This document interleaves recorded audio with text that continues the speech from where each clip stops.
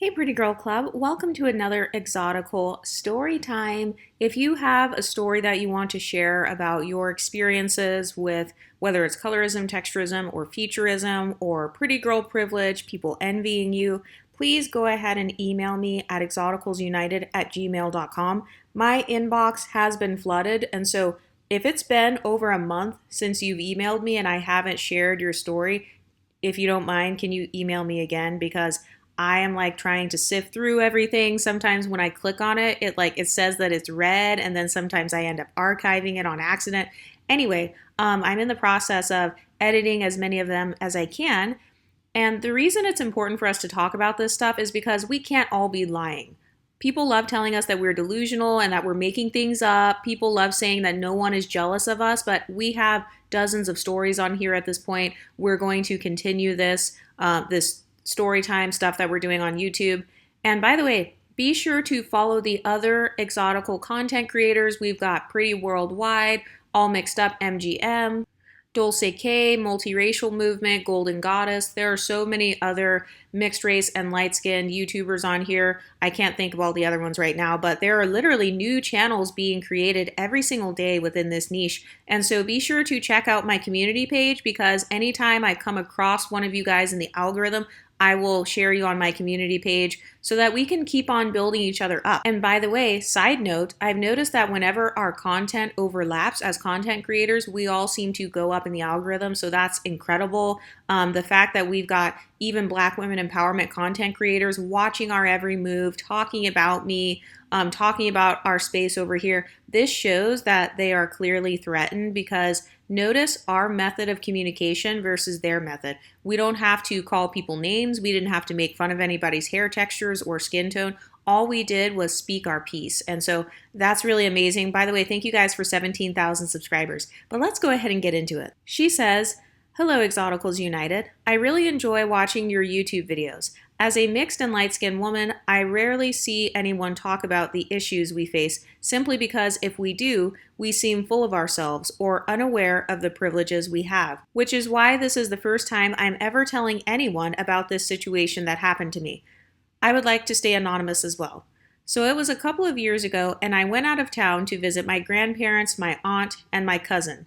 Some background info on my mom's family: my mother and her sister have different dads. My mom is light-skinned / mixed, and my aunt is black. My aunt has never really liked my mom because of her skin complexion.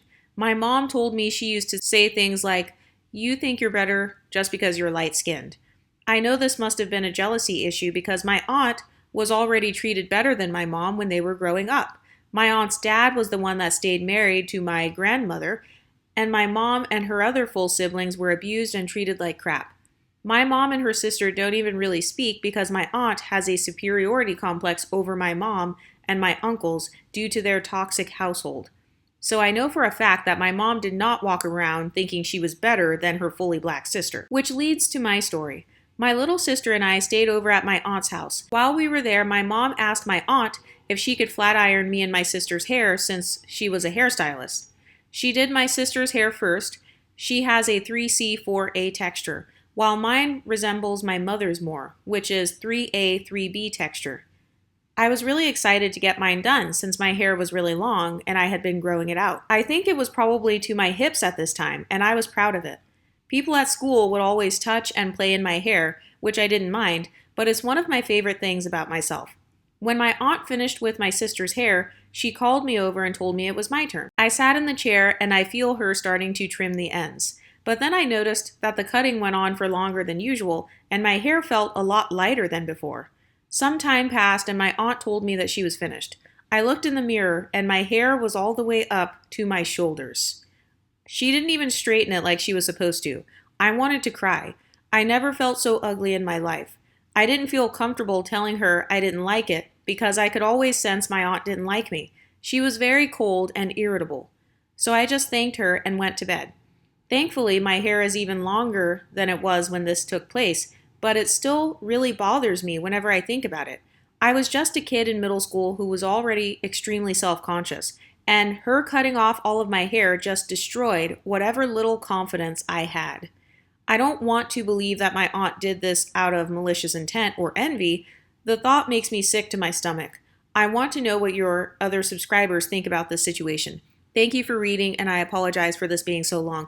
I'm not surprised whatsoever. I'm not sure if I told my story on here, but my hair has also always been pretty long, not to my hips, but maybe like waist length or something since I was a kid. And I also had an unambiguous hairstylist. But to be fair, this was back when relaxers were a trend, and so this lady who was unambiguous with 4C hair, she over processed the crap out of my hair. Like I was taking care of it perfectly because I was like obsessed with, growing out my hair at that time. I totally understand where you're coming from because I was like that too when I was 12, 13, 14, 15. Yes, I wanted my hair to like grow out and stuff. And so I knew that I was taking care of it at home, but she over processed the crap out of my hair to where over the years it became so short. And it got to the point where I told my mom, I was like, I'm never going to her again because it's like anytime I would go to her, something bad would happen. So either I would have to get a trim, like a bigger trim than normal, my hair is like over processed, or like somehow it's breaking off and it has to get cut. And my theory is that when people put you on a beauty pedestal, a lot of people treat you like a Barbie doll. They literally treat you like a walking Barbie doll. So people feel the need to comment on you, tell you how you should look, tell you how you should dress, tell you how to do your hair. And I've noticed when it comes to the hair thing, a lot of women, especially if they feel like our hair is different, or if you have maybe a type 3 and above, I've noticed a lot of women, they want to play in your hair and they want to cut it, they want to dye it, they want to kind of experiment on your hair because I feel like on a subconscious level, a lot of those women may have that mindset of, well, she has quote unquote good hair, or she can handle it, or she can grow it back really fast. So let me just start chopping it. Let me just put all these chemicals in it.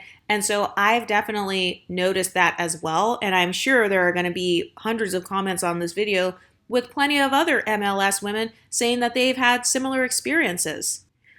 Nobody likes talking about texturism when it comes to the Black community and how they treat mixed race people. And I've noticed that sometimes when people are threatened by a certain aspect of your beauty, they want you to they don't want you to have that part of your beauty anymore. So if it's your hair, I do feel like sometimes people get more scissor happy when you have way more hair because they feel like, oh, her hair is already long, so like it's not a big deal, versus if it's, I don't know, an unambiguous girl and her hair is ear length, it's going to be very noticeable if you cut off an inch.